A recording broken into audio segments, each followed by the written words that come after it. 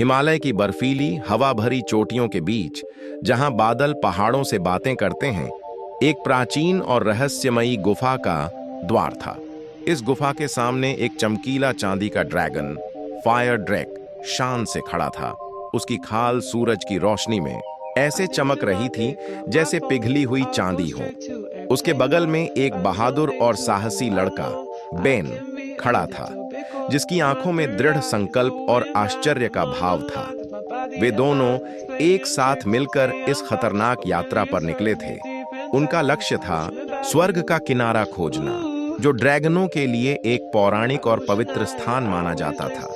आसपास का वातावरण शांत था, लेकिन हवा में एक अनकही ऊर्जा और प्रत्याशा की भावना थी, जैसे कि पहाड़ स्वयं अपनी सांसें रोके हुए हों और उनके अगले कदम का इंतजार कर रहे हों।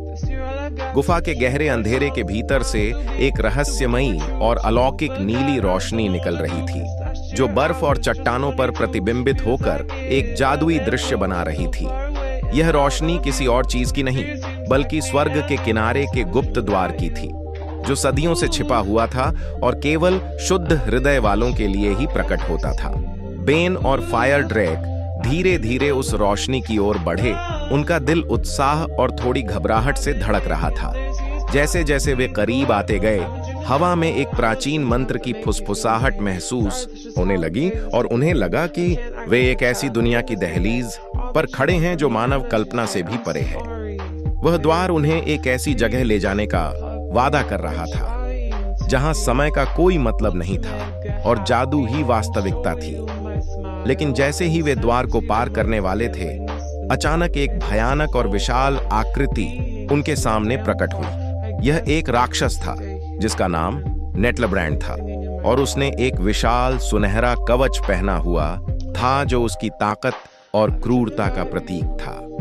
उसकी आंखें लाल अंगारों की तरह जल रही थीं और उसने अपनी भारी गदा हवा में घुमाते हुए उन पर हमला कर दिया।